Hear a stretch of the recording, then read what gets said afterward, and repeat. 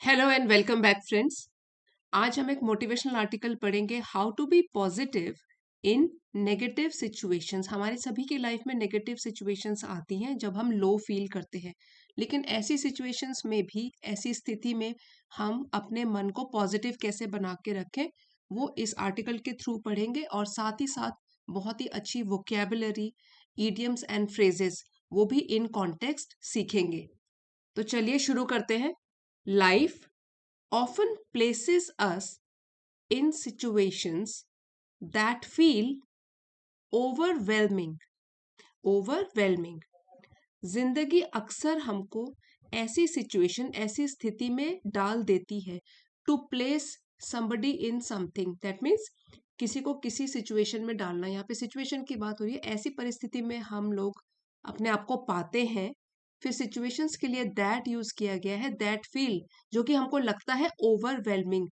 इसका मतलब हुआ something which is very difficult to handle, जो कि हमारे ऊपर हावी हो जाए, हमारे कंट्रोल में न रहे, कि हम उसको डील न कर सके। But the power of positive thinking helps us rise above the chaos. Chaos. लेकिन जो पॉजिटिव थिंकिंग में पावर होती है, जो ताकत होती है, वो हमारी मदद करती है कि हम इससे उबर आए। राइजिंग अबव समथिंग मतलब किसी चीज से आप उबर आओ। यहाँ पे किस चीज की बात हो रही है?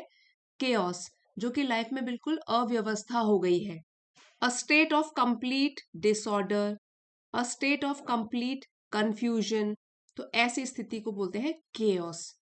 Life often places us in situations that feel overwhelming, but the power of positive thinking helps us rise above the chaos. जिंदगी अक्सर हमको ऐसी सिचुएशंस में डाल देती है जो कि हमारे कंट्रोल से बाहर होती हैं, लेकिन फिर भी अगर अपने मन को सकारात्मक सोच बना के रखते हैं तो वो हमारी मदद करता है, ताकि हम ऐसी अव्यवस्था, ऐसे डिसऑर्डर से उबर आए, बाहर निकल आए।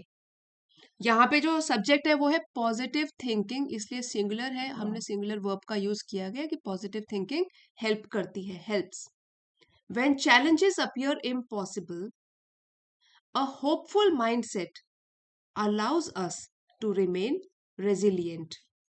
जब चुनौतियां हमारे सामने, चैलेंजेस मतलब जो भी मुश्किलें या चुनौतियां, डिफिकल्टीज होती हैं, वो ऐसे लगे कि अब मैं इसको हैंडल नहीं कर सकता, इम्पॉसिबल लगे, लेकिन जो होपफुल माइंडसेट होता है या पॉजिटिव माइंडसेट होता है, हमारा सोचने का तरीका अगर पॉजिटिव पॉजिटिव रखें तो वो हमको अलाउ करता है ताकि हम रेजिलिएंट बने रहे।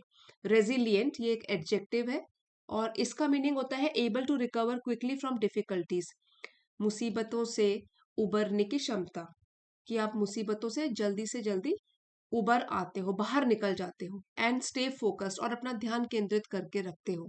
वो तभी पॉसिबल होता है जब हमारा माइंडसेट जो है वो पॉजिटिव रहे, तो हम रेजिलिएंट भी बन सकते हैं और फोकस्ड रह सकते हैं अपने गोल के लिए। यहाँ पे भी होपफुल माइंडसेट था, उसके हिसाब से हमने यहाँ पर वर्ब यूज किया है सिंगुलर फॉर्म में। एज द सेइंग गोस, अब जिस तरीके से एक कहावत भी कही गई है, every cloud has a silver lining. ये एक इडियम है, every cloud has a silver lining. इसका मतलब होता है कि every bad situation has a positive side. चाहे कितनी भी खराब सिचुएशन हो, लेकिन उसमें कुछ ना कुछ पॉजिटिविटी छिपी रहती है। हर बुरी स्थिति में कुछ अच्छा होता है। रिमाइंडिंग अस, हमको याद दिलाते हुए, that difficult phases always hide opportunities, कि चाहे मुश्किल से मुश्किल हालात क्यों ना हो, उसमें जो हमारे चांसेस, अपॉर्चुनिटियां, हमारे लिए मौके होते हैं, वो छिपे रहते हैं। इसको और डिटेल में यहाँ पे समझते हैं। When life becomes difficult, we usually focus only on the pain or stress. हमारी जिंदगी में जब भी डिफिकल्ट टाइम आता है तो आमतौर पर हम लोग किसके ऊपर ध्यान केंद्रित करते हैं? सिर्फ दुख दर्द के ऊपर, तनाव के ऊपर, क्योंकि डिफिकल्ट टाइम है तो ध्यान ज्यादातर पेन और स्ट्रेस के ऊपर जाता है। बट इनसाइड दैट स्ट्रगल, उसी स्ट्रगल के बीच में, there is often a new opportunity, एक नया अवसर भी छुपा रहता है। ऑफन मतलब अक्सर। अब जैसे कि कैसा अवसर, डिफिकल्ट टाइम में हम कैसा अवसर छुपा रहता है, यहाँ बोलने का मतलब हुआ कि लर्निंग समथिंग न्यू, कि हम उस बुरे समय से कुछ नया सीख सकते हैं। बिकमिंग स्ट्रोंगर, मुसीबतें झेलकर और भी स्ट्रॉन्ग बन सकते हैं। चेंजिंग डायरेक्शन, जो अभी तक लाइफ में एक पाथ फॉलो कर रहे हैं, हो सकता है वो हमारे लिए न बना हो, हम उसको चेंज करने के बारे में सोच सकते हैं। और डिस्कवरिंग अ बेटर पाथ, और एक बेहतर पाथ या रास्ता अपने लिए ढूंढ सकते हैं।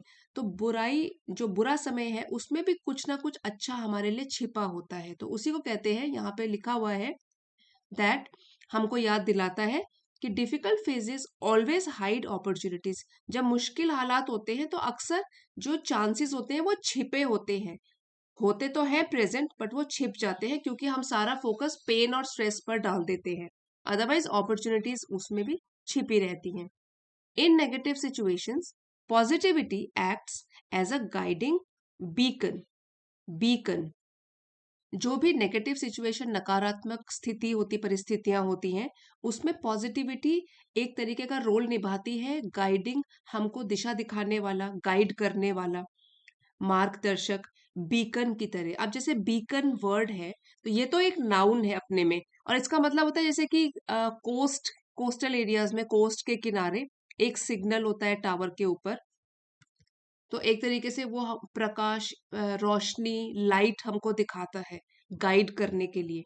यहाँ पे पॉजिटिविटी एक तरीके से काम करती है मार्गदर्शक प्रकाश की तरह नेगेटिव सिचुएशंस में, helping us maintain clarity and make thoughtful decision, जो कि हमारी मदद करती है ताकि हमारा दिमाग सही प्रकार से सोच सके, उसमें क्लैरिटी हो, बनाए रखे क्लैरिटी को, और जो भी डिसीजंस ले वो सोच समझ कर ले। थॉटफुल का मतलब क्या हुआ? सोच समझ कर। Rather than surrendering, rather than, बजाय इसके कि हम पूरी तरीके से हार मान ले, सरेंडरिंग यहाँ पे मतलब है कि गिव अप कर देना।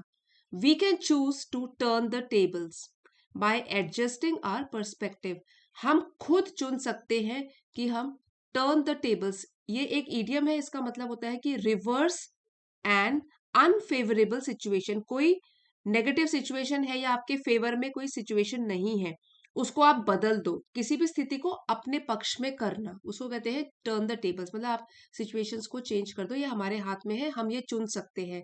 और किस तरीके से? एडजस्ट करके अपने एटीट्यूड को, चीजों को देखने के नजरिए को हम चेंज कर सकते हैं। We can turn the tables, surrender करने के बजाय, हार मानने के बजाय हम लोग सिचुएशंस को ही चेंज करना, इसके बारे में सोच सकते हैं और इसको चूज कर सकते हैं। एक बार आप फर्स्ट पैराग्राफ में जितने भी न्यू वर्ड सीखे उसको क्विकली रिवाइज कर लो। ओवरवेलमिंग, जो कि हमारे कंट्रोल में ना हो, हमारे ऊपर हावी हो जाए, ओवरवेलमिंग। उसके बाद है राइजिंग अबव समथिंग, मतलब किसी चीज से उबर आना, बाहर निकल आना, टू राइज अबव समथिंग। यहाँ पे केओस की बात हुई थी, केओस का मतलब होता है a state of complete disorder, अव्यवस्था। रेजिलियंट, ये आपको बताया था, ये एक एडजेक्टिव है, और इसका मतलब होता है कि able to recover quickly from difficulties. Difficulties, जो परेशानियां या मुसीबतें होती हैं, उससे बाहर निकल आना। और ये जो एक इडियम है, every cloud has a silver lining, इसका मतलब होता है कि every bad situation has a positive side. बुरा टाइम भी हो लेकिन उसमें भी कुछ अच्छा छिपा ही होता है। Every cloud has a silver lining. उसके बाद हमने पढ़ा था गाइडिंग बीकन। बीकन आपको बताया था एक मार्गदर्शक प्रकाश, मतलब कि जनरली कोस्टल एरियाज के साइड में एक टावर के ऊपर जो प्रकाश होता है, जो कि गाइड करता है शिप्स को वहां पे। यहाँ पे गाइडिंग बीकन का मतलब है कि हमको गाइड करने वाला एक लाइट की तरह काम करती है पॉजिटिविटी। क्लैरिटी होता है स्पष्टता या clear understanding. Turn the tables, ये भी एक इडियम है। अगर डिफिकल्टीज है या अनफेवरेबल कंडीशन है, जो आपके फेवर में चीजें नहीं है, उसको आप बदल दो, रिवर्स कर दो, reverse an unfavourable situation, turn the tables. आगे बढ़ते हैं। Positive thinking becomes even more crucial when circumstances push us to our limits। Positive thinking और भी इंपॉर्टेंट बन जाती है। क्रूशियल मीन्स इंपॉर्टेंट, महत्वपूर्ण। कब बन जाती है और भी इंपॉर्टेंट? व्हेन सर्कमस्टेंसेस, जब आपकी परिस्थितियां आपको पुश करे आपकी लिमिट्स तक। अब ये जो फ्रेज है, pushing something to its limit, इसका मतलब होता है कि टू टेस्ट अ पर्सन, कि उसमें कितनी कैपेसिटी है, कितना वो सह सकता है, उसकी लिमिट क्या है, वहां तक उसको धकेल देना। तो इसका मीनिंग ये हो गया कि चैलेंज अ पर्सन और test a person, how much can he endure, कितना सह सकता है, कितनी उसमें सहन शक्ति है या कितनी एबिलिटी है। तो positive thinking becomes even more crucial when circumstances push us to our limits, जब हमारी परिस्थितियां हमको पुश करती हैं और हमको टेस्ट करती हैं कि हम कितना सह सकते हैं, कितना हम परफॉर्म कर सकते हैं, तो पॉजिटिव रहना, पॉजिटिव थिंकिंग बनाए रखना, ये तो और भी ज्यादा इंपॉर्टेंट हो जाता है। A confident attitude helps us navigate stressful situations with inner काम, एल साइलेंट है, काम। यहाँ पे जो नेविगेट है ये वर्ब का काम कर रहा है और इसका मतलब है to deal with a difficult situation, सामना करना।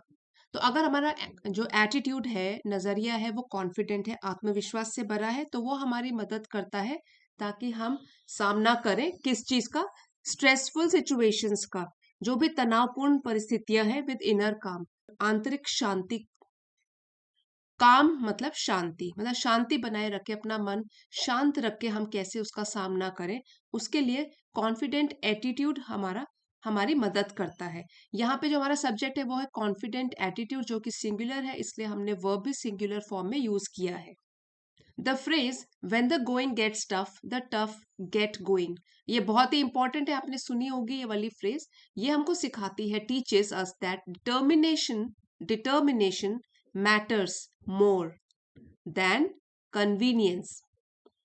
Convenience, when the going gets tough, tough होता है मुश्किल, तो जब आपका आगे बढ़ना चलना मुश्किल हो जाए, द टफ गेट गोइंग, इसका मतलब है कि जो टफ लोग होते हैं वो काम करना शुरू कर देते हैं। तो यहाँ इसका मीनिंग है कि मुश्किल समय में जो स्ट्रांग लोग होते हैं वही लोग आगे बढ़ते हैं।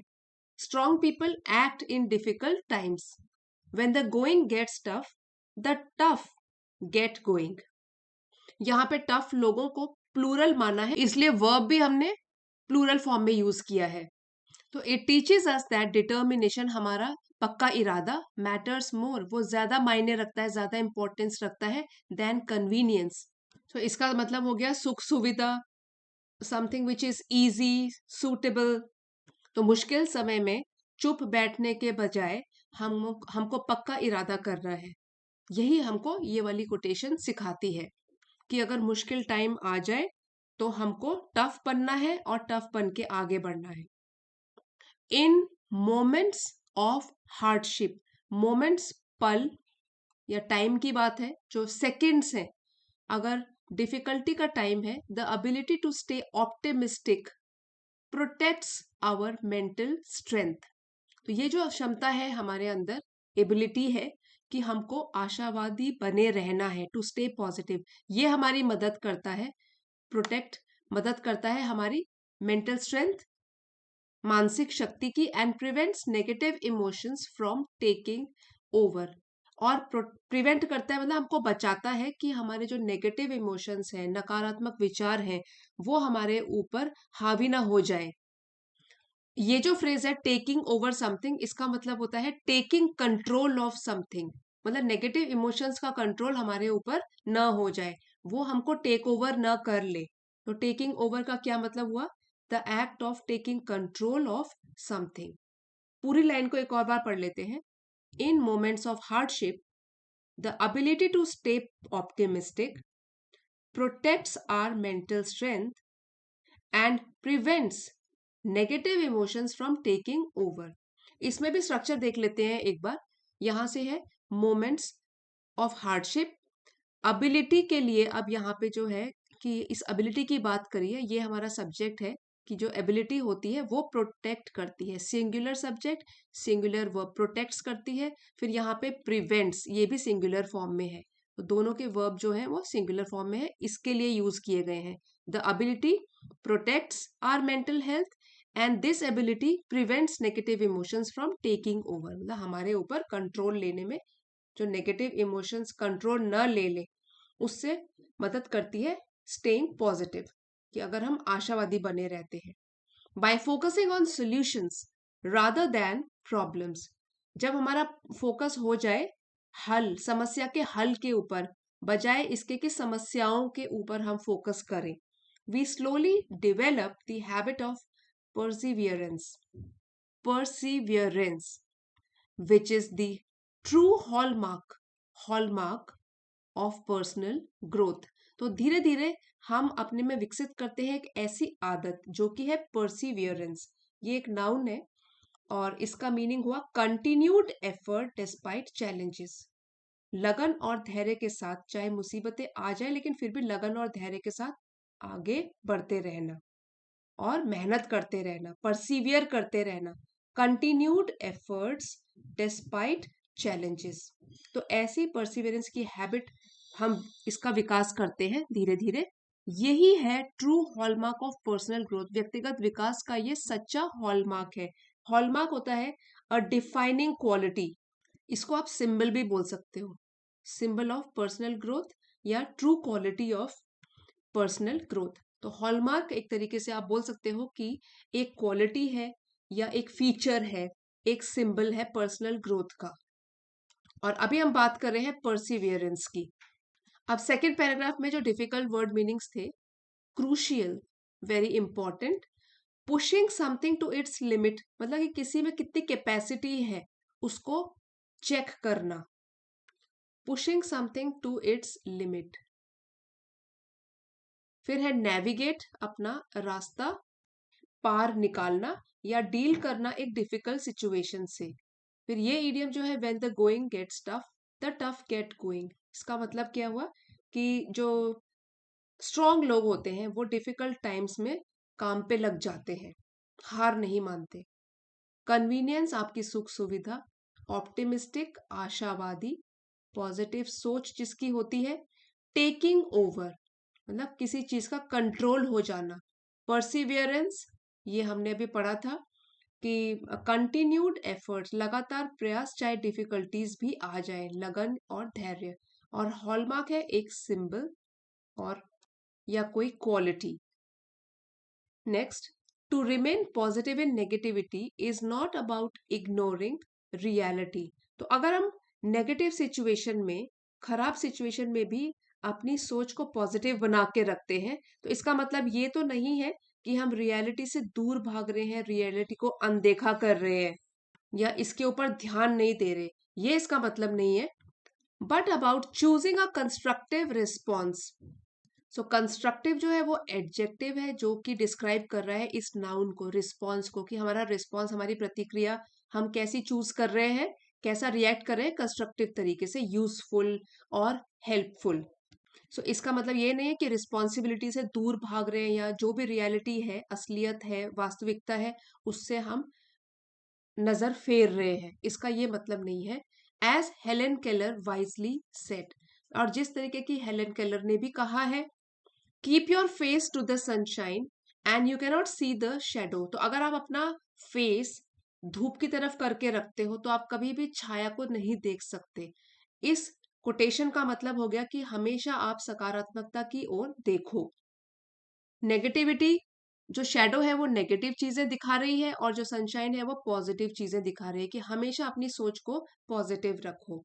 This mindset helps us build a proactive approach. इस तरीके का हमारा माइंडसेट अगर होता है कि हमेशा अपनी सोच को हमको नेगेटिव नहीं बनाना, पॉजिटिव रखना है, तो ये हमारी मदद करता है। माइंडसेट जो है वो सिंगुलर में है, इसलिए वर्ब भी सिंगुलर में है। This mindset helps us build a, बनाने में एक कैसा अप्रोच जो कि प्रोएक्टिव हो। और प्रोएक्टिव ये एक एडजेक्टिव है, इसको अप्रोच को डिस्क्राइब कर रहा है, which means taking initiative before problems arise, मतलब पहलकदमी करने वाला, जो पहले से ही कदम उठा लेता है और चुपचाप बैठा नहीं रहता। Taking charge and making things happen your self instead of waiting. तो एक हमारा माइंडसेट कैसा बन जाता है कि प्रोएक्टिव रहना है, ऐसी अप्रोच को अपनाना है। And encourages us to weather the storm, और हमको प्रोत्साहित करता है, एनकरेज करता है कि हम वेदरिंग द स्टॉर्म, इसका मतलब है मुश्किल समय का सामना करना। स्टॉर्म यहाँ पे हो गया मुश्किल समय, और वेदर करना मतलब उसको उसका सामना करना विद डिग्निटी, पूरे शान के साथ। सो ये जो है इडियम वेदरिंग द स्टॉर्म, इसका मतलब हुआ to survive a difficult phase. मुश्किल समय में आपने उसका सामना किया, डट के मुकाबला किया। फिर से इसको पढ़ेंगे। This mindset helps us build a proactive approach and encourages us to weather the storm। ये हमारी जो पॉजिटिव माइंडसेट है मदद करता है ताकि हम अपनी ऐसी अप्रोच बना के रखें जो कि पहले से ही प्लान्ड हो, और हमको प्रोत्साहित करता है कि हम मुश्किल समय का डटकर मुकाबला भी करें। ये दोनों वर्ब्स हमने सिंगुलर इसीलिए रखे हैं क्योंकि माइंडसेट जो है वो भी सिंगुलर फॉर्म में है। Helps and encourages, helps us, encourages us. When we nurture positive habits every day, जब हम देखभाल करते हैं, नर्चर का मतलब होता है देखभाल करना, पालना पोसना भी बोलते हैं इसको, लेकिन यहाँ पे इसका मीनिंग हो रहा है कि जब पॉजिटिव हैबिट्स को हम नर्चर करते हैं, कि अपने अंदर विकसित करते हैं, we strengthen our ability to transform setbacks into stepping stones. Strengthen मजबूत करना, तो हम और भी मजबूत बनाते हैं अपनी एबिलिटी को, कि ताकि वो जो भी सेटबैक्स है, जो भी असफलताएं हैं, डिफिकल्टीज हैं, वो बदल जाए स्टेपिंग स्टोन्स में। ये एक फ्रेज है स्टेपिंग स्टोन्स, और इसका मतलब होता है कि सपोर्टिव स्टेप्स टूवर्ड्स प्रोग्रेस, जो भी सफलता की ओर बढ़ने में हमारी मदद करते हैं। तो पॉजिटिव हैबिट्स ही है जो कि डिफिकल्टीज के टाइम में एक स्टेपिंग स्टोन का काम करती है, कि हम अपना माइंडसेट पॉजिटिव बनाते हैं और आगे बढ़ते रहते हैं। अल्टीमेटली, आखिरकार, positivity becomes our greatest tool. Positive mindset बन जाता है हमारा सबसे शक्तिशाली हथियार, enabling us to walk through life with courage, जो कि हमारी हेल्प करता है। इनेबलिंग मतलब सक्षम बनाता है हमको, ताकि हम चल सके जिंदगी की इस दौड़ में करेज के साथ, पूरी स्ट्रेंथ के साथ, कॉन्फिडेंस आत्मविश्वास के साथ, एंड अ होपफुल हार्ट, और एक ऐसा दिल जो कि आशा से भरा हुआ है, जो कि होपफुल है कि जो होगा आगे अच्छा होगा। इस थर्ड पैराग्राफ में भी कुछ अच्छे वर्ड मीनिंग्स थे। इग्नोर करना मतलब ध्यान ना देना, नजरअंदाज करना, अनदेखा कर देना। कंस्ट्रक्टिव होता है यूजफुल। और फिर है, ये कोटेशन थी, keep your face to the sunshine and you can not see the shadow, मतलब हमेशा पॉजिटिव की तरफ देखो, तो आप नेगेटिविटी आपके पीछे ही रहेगी। फिर है प्रोएक्टिव, जो कि पहले से ही कदम उठा लेता है और हाथ पे हाथ रख के चुपचाप बैठा नहीं रहता। वेदरिंग द स्टॉर्म, मुश्किल समय का सामना करना। नर्चर, पालना पोसना। स्टेपिंग स्टोन, जो हमारी आगे विकास में, प्रोग्रेस में सपोर्टिव स्टेप्स के रूप में काम करते हैं। और इनेबलिंग मतलब हमको सक्षम बनाना, हमको एबल बनाना। Enabling us to walk through life with courage, confidence and a hopeful heart. So friends, इसी लेसन का पीडीएफ आपको चैनल की एलीट मेंबरशिप को ज्वाइन करके मिल जाएगा। आप चाहते हो तो ये लेवल 2 की मेंबरशिप है, इसको ज्वाइन कर सकते हो। आज हमने साथ साथ रिवाइज कर लिए थे सारे के सारे पैराग्राफ्स में जो वर्ड मीनिंग आए थे। आप चाहते हो तो पैराग्राफ वाइज स्क्रीनशॉट ले सकते हो। ये पैराग्राफ 1 के हैं वर्ड मीनिंग्स विद इडियम्स। अब ये है paragraph 2 and this is paragraph 3। Friends, आज का टॉपिक अगर आपके लिए हेल्पफुल रहा है, आपने कुछ नया सीखा है, तो please don't forget to like, share and subscribe. Comments लिखकर भी बताइए कैसा लगा। और अब मिलते हैं अगले वीडियो में। Thank you for watching.